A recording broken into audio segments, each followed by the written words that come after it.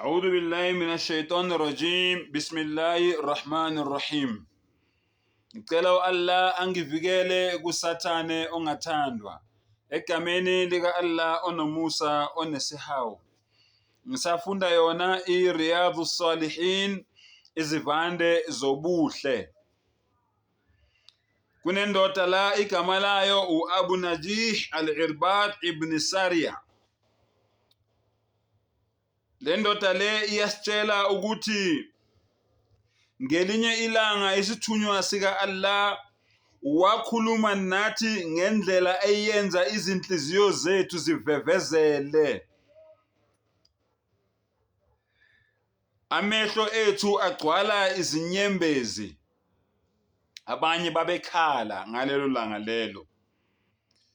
Sakhuluma naye sathi, O Messenger of Allah, o sithunywa sika Allah, ngendlela ukhuluma ngayo namhlanje kubonakala sengathi uyasivalelisa, engathi uthi farewell, goodbye, sengathi uyasivalelisa. Yingako ubona izinhliziyo zethu namehlo ethu enje, yingako sibona sesikhala.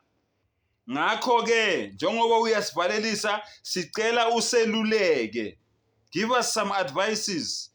He said sallallahu alayhi wasallam, umyalo wami wokuqala ngiyani-advisa ukuthi nesabe umdali wenu, nimphakamise, nimdumise zikhathi zonke, nimkhazimulise. Okulandelayo lapho ngicela ukuthi nilalele abaholi benu abaniholela endleleni eqondile, ngisho noma ngabe beyizigqila, kodwa nibala ngisho noma bengenalutho.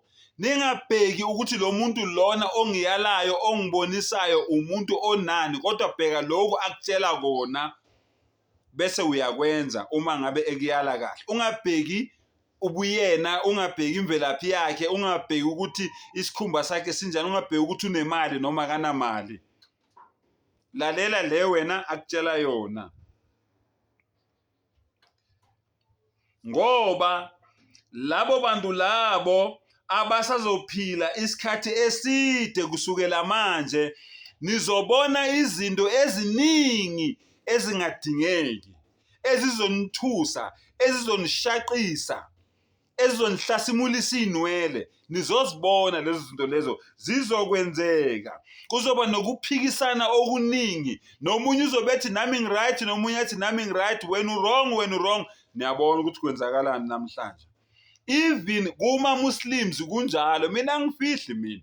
Even kuma-Muslims kunjalo. Ama-Muslims nawo ewodwa ayaphikisana ngezinto ezi-right, awazwana ama-Muslims ewodwa. Okay.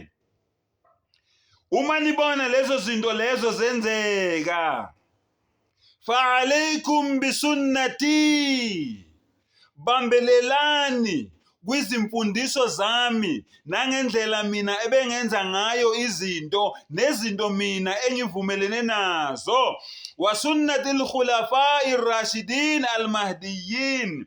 Nibambelele nakwisunna, izinto enizobe nizifundiswa yilabo bantu laba azobe beyabaholi emva kwami, abahamba endleleni eqondile, hayi noma ibaphi, abahamba endleleni eqondile. Uma wena usubona lezo zinto lezo zenzeka, bambelela kule nkolo yami, ubambelele kwiQuran, ubambelele kwisunna ngezinyo lomhlathi, ubambe ungayeki. Allahu akbar. Lalela ke, qaphelani imifakela, beware of innovations.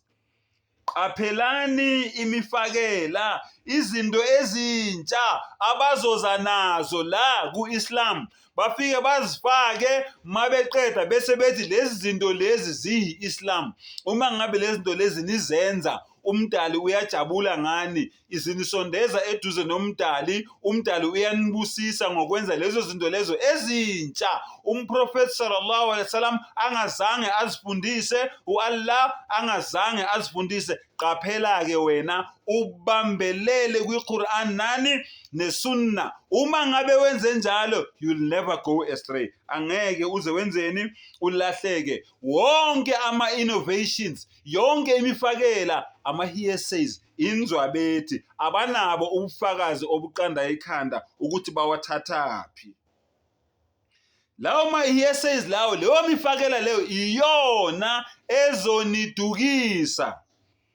And then uma ngabe senidukileke niyalwazi udaba ukuthi once walandela lama innovations azokudukisa, emva ukuthi esekudukisile niyalwazi udaba. Le hadith lena itholakala kuphi? Itholakala encwadini ka-Abu Dawud nencwadi ka-Imam Tirmidhi rahimahullahu ta'ala alayhim ajma'in. Sengathi Allah angasivula ingqondo, asipha amandla sifunde from this hadith. Yizo ikhathi manje sababona abantu abasizela namabhida, inqwaba yamabhida, kodwa ama-Muslims awafuna ukulalela. Wa akhir da'wana anil hamdulillahi rabbil alamin.